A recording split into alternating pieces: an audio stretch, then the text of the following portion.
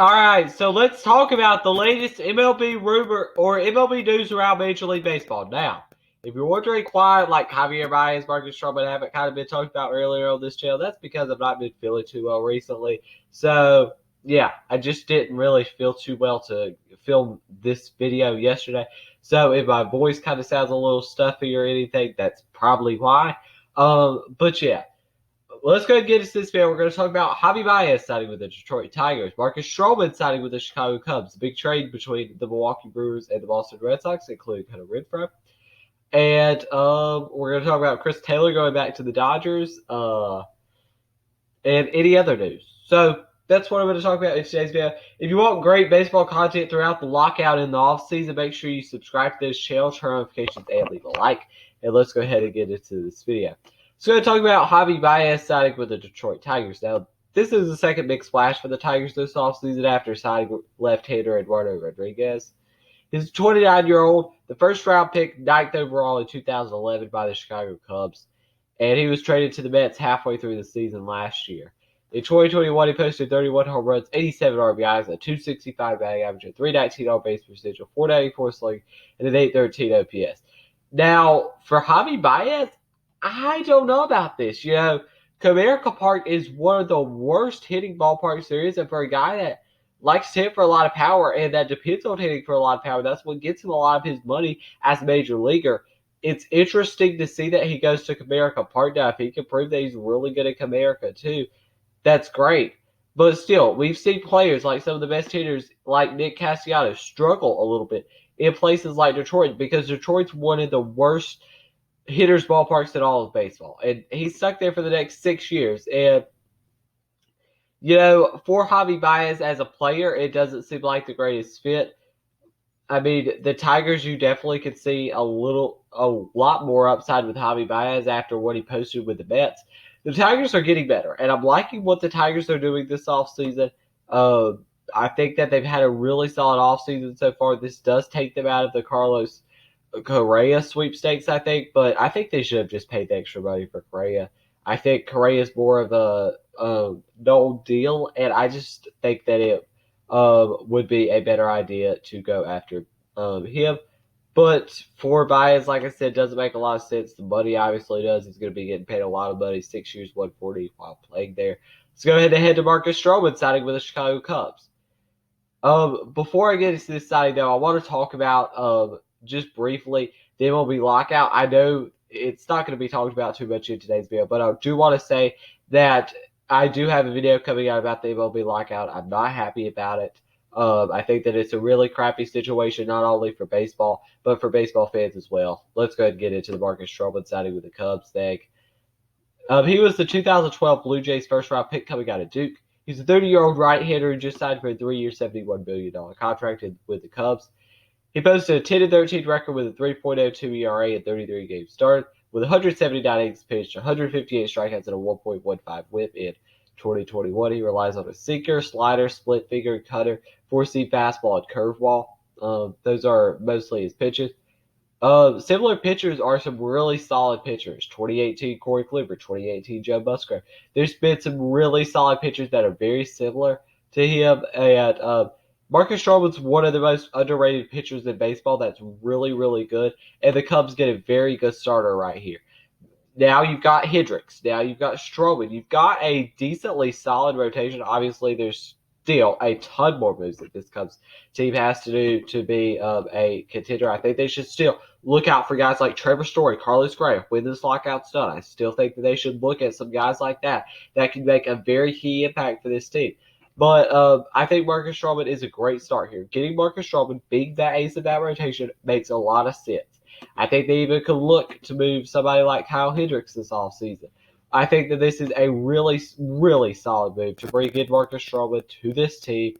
And I think that it's just a move that they should have made. And obviously the price, a lot of people say they overpaid him, about $23 million per year or so.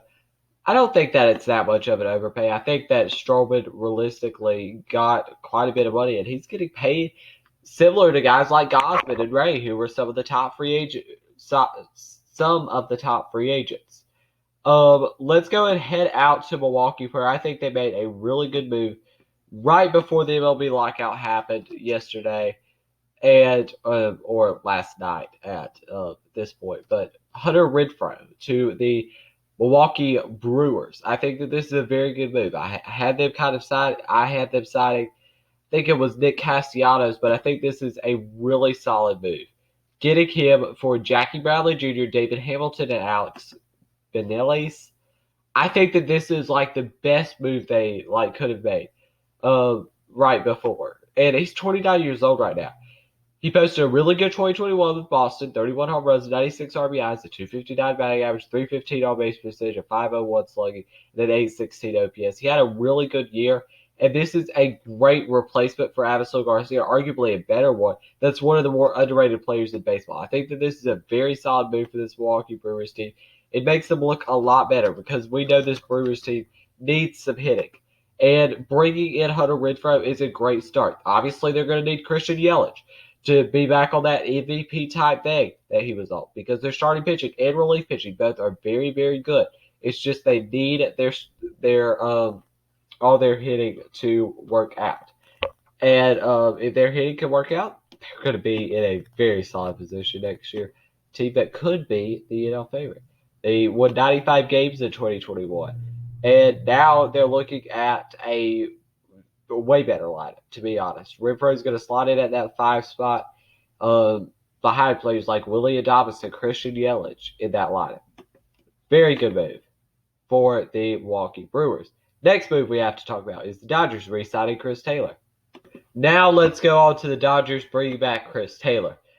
Now the Dodgers have already lost, of course, some big names. They lost Scherzer, of course, which is a big, big loss for them, and Corey Seager. So they've lost 2 very key players, but at least they brought back Chris Taylor. Chris Taylor was a guy that they definitely needed to bring back. I think the Corey Seager could have kind of been to get Gavin Lux some more playing time or something. But the Dodgers do re-sign Chris Taylor, 4 years, a $60 million guarantee of a contract, $15 million per year. This will lead him into his 36-year-old season, I'm pretty sure. And Chris Taylor is one of the more solid players that had actually been on the bench for a team in the league. In 2021, 20 home runs, 73 RBIs, a 254 batting average, a 344 on base, 438 slugging, and a 782 OPS. Yeah, it was a really good year for Chris Taylor. And similar players to him are some guys like 2021 Willie Adames, who was one of the best hitters in baseball, leading to help a Milwaukee Brewers team very much so. Now, they still are one of the better teams in baseball, even with losing Corey Seager, even with losing Max Scherzer, which are both big losses. Don't get it screwed. They still are one of the better teams in baseball. They are. And so bringing back Chris Taylor, sliding him in at second base, is a very solid move to bring him back. It's a great move to bring him back. And the next thing we're going to talk about is Rossell Iglesias going back to the Los Angeles Angels. Now, this move, a lot of people are saying that it's a move that kind of maybe one move away. They're like a really, really good team. But they still have moves to make. In the bullpen, probably another starter realistically that they need. They still have moves to make. And obviously they're not going to be making very many moves anytime soon right now.